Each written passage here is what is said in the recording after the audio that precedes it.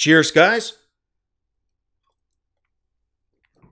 Epix 911, welcome to the Wednesday, September 27th, 2017 edition of VR News, or as my wife refers to it, our anniversary.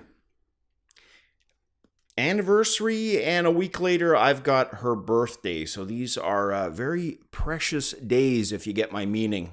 And editing on virtual reality A to Z, as a result, kind of sidelined for the next few days.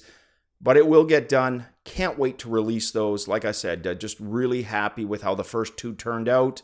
And editing has been a lot of fun for those. With that said, guys, let's dive into today's news, starting with AMC Entertainment and location-based VR specialist Dreamscape Immersive announcing a strategic partnership that's going to see several of AMC's cinemas get virtual reality centers over the next year and a half. And that will be similar to kind of how IMAX is approaching virtual reality.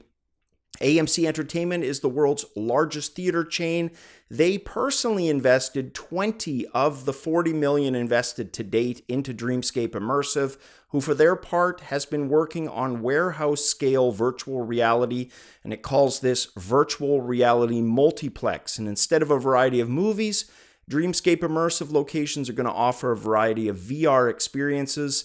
Its technology, developed by a Swiss motion capture firm, allows up to 6 people to explore a VR environment at once, seeing fully rendered avatars of one another. And it's that last point there that's got me really excited. I am ready for some fully rendered avatars, something that doesn't look too cartoony. You know, we've been seeing it with so many of these social VR programs. I'm ready for some realism, absolutely. The AMC deal brings total investment in Dreamscape to more than $40 million, as mentioned. Some of the locations, or the majority, are going to be AMC theaters, but there are going to be some standalone centers nearby. Additionally, Dreamscape is going to open a flagship location in the first quarter of 2018 at the Westfield Century City Mall in Los Angeles. Westfield, also another Dreamscape investor. Walter Parks, who's the Dreamscape Immersive co-chairman, stated the following: "While Dreamscape's immersive technologies represent the cutting edge of the digital world, its heart and soul rests firmly in the shared language of film. So it's tremendously exciting that our first major commercial partnership is with the world's largest cinema chain." CEO Bruce Vaughn added, "We look forward to working with AMC to offer audiences the opportunity to actually step into and experience imaginative worlds previously only available through watching movies." And next up, the SteamVR Home Beta, the platform's social VR hub system, recently receiving a significant upgrade as well as several improved customization options. One of those, trophies and the ability to decorate your space with screenshots or artwork. They've even added a new boxing ring home environment that's also available with a number of interactive challenges. All of this detailed in a post on the SteamVR newsfeed. The beta, for those who want to opt in, you can do so via the SteamVR Properties panel. It's offering many more ways to personalize your space. The beta has also been upgraded with Steam Audio, enabling more realistic spatial audio through HRTFS. I like this next part. Trophies can be placed anywhere in your space, a physical way of displaying your game achievements, which change appearance based on your accomplishments.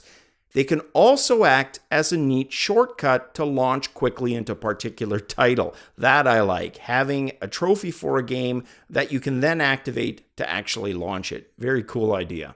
Next story, we haven't heard from this title for a hell of a long time. Budget cuts. After more than a year without a screenshot, without a video, without anything, Neat Corporation, the developers behind the Budget Cuts demo, well, they let Ben Lang of Road to VR know that not only is the game still being actively developed, it's in very active development. Marco Permanto, he's one of the Neat Corporation members, stated the following to Ben Lang: "We're spending minimal time on PR in order to focus on development of the game. Seeing as we are such a small team, this understandably leads to people wondering about the status. Just rest assured, we are working on the game, like, a lot." And for those who may not have heard about budget cuts, it was often used as a pre-VR launch hype title. It was a demo, and it used a form of teleportation for locomotion that at the time was very innovative and hadn't been seen much before. Well, 2 years later, it's pretty bog standard. In fact, a lot of games have essentially copied that form to use alongside smooth locomotion for those who suffer from VR motion sickness. It's pretty much become the status quo.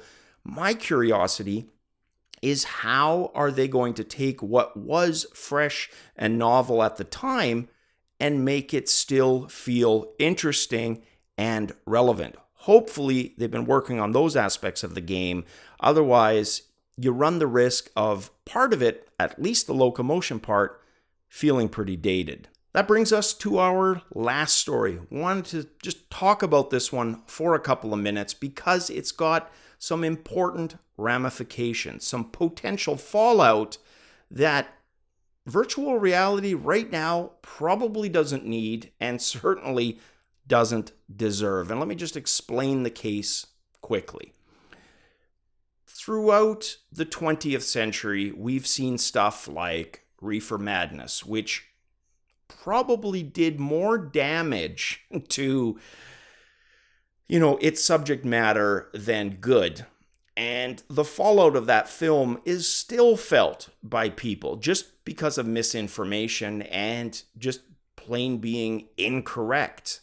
Fast forward to the late 70s, early 80s, and you've got crappy movies like Mazes and Monsters, which Tom Hanks, this is way before he got really famous, was one of the stars in, that painted Dungeons and Dragons, with a brush of rumor, hearsay, and again, did not respect the subject matter. It did so much damage to Dungeons and Dragons. Families, entire families could have been playing the game, parents with their kids, and connecting with their kids in a way that you can't do with any other gaming, and yet squandered.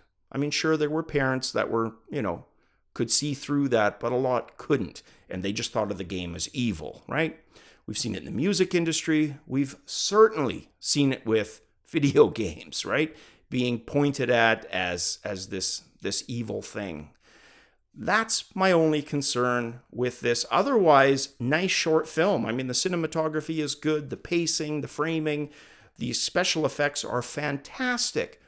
But is that really what virtual reality people, addicts, are going to look like in the future? Like junkies? I'm not buying that. Not saying, people aren't going to get addicted to it. But is that the comparison people want to make?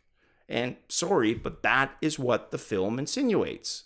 And if you think a film like that can't do a lot of damage, well, refer back to the other ones that I was talking about, because they sure as heck did. Anyways, guys, maybe I'm reading too much into it.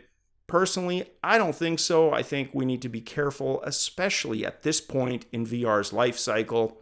Other than that, hump day officially over. We're staring down Game & Friday. We have the weekend in our sights, and that's always a good thing. Guys, as always, cheers.